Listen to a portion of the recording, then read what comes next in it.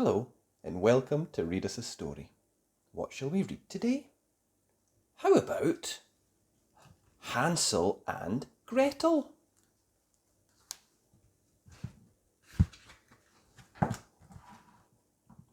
Hansel and Gretel lived with their father, a poor woodcutter, in a little cottage in a forest. When Hansel and Gretel's mother died, their father married again. Hansel and Gretel's new stepmother was selfish and mean, the cruelest woman they had ever seen.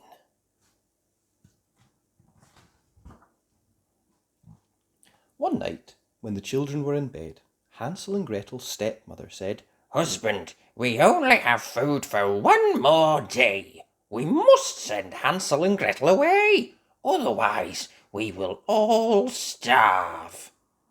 Father said no, but stepmother said, "They have to go." And Gretel said, "What will we do?" And Hansel said, "I'll look after you." Later that night, Hansel crept outside and collected some pebbles. In the morning, when Father took the children into the forest, Hansel dropped the pebbles as they walked. Father told Hansel and Gretel to wait for him, but he didn't come back. Soon it was dark, but the pebbles shone white in the bright moonlight to show Hansel and Gretel the way home. "We'll get home soon, by the light of the moon," said Hansel. Hansel and Gretel walked all through the night to get home. Father was happy to see them, but stepmother was cross. "Naughty children," she said. "I'll show you who's boss." She told Father he must take the children back into the forest and leave them there. When Hansel went down to collect some more pebbles, he found the door locked.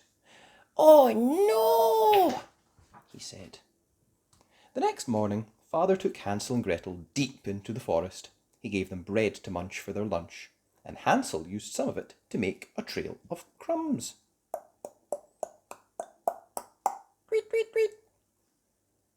At the end of the day, the crumbs will help us find our way," he whispered to Gretel. Father told Hansel and Gretel, "I'm going to chop some wood. Children, please be good and wait for me here." But he never came back. Gretel cried, "We're all alone." Hansel replied, "The crumbs will see us home."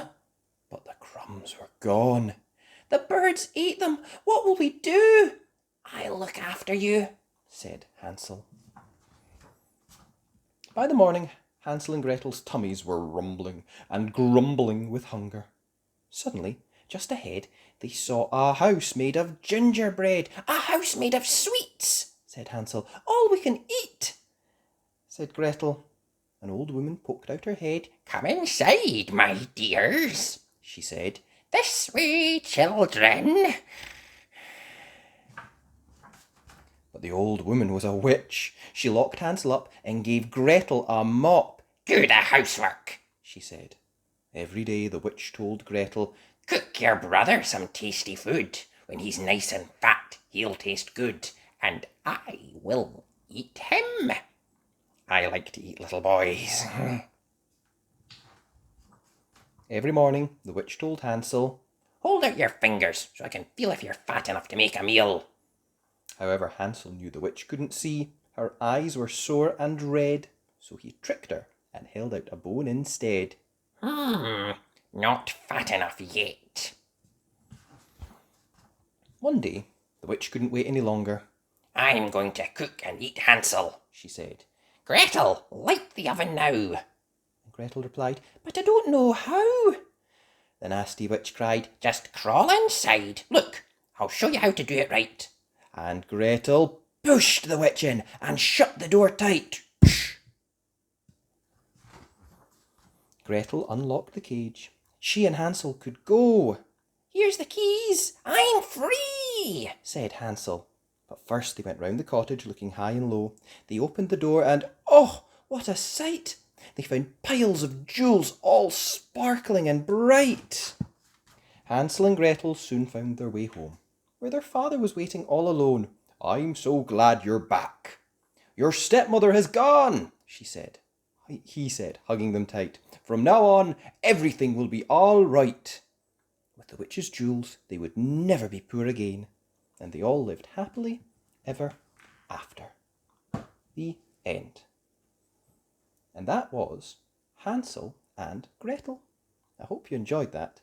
If you'd like to listen to any of the other videos that I've done, just click on the links. Thanks. Bye!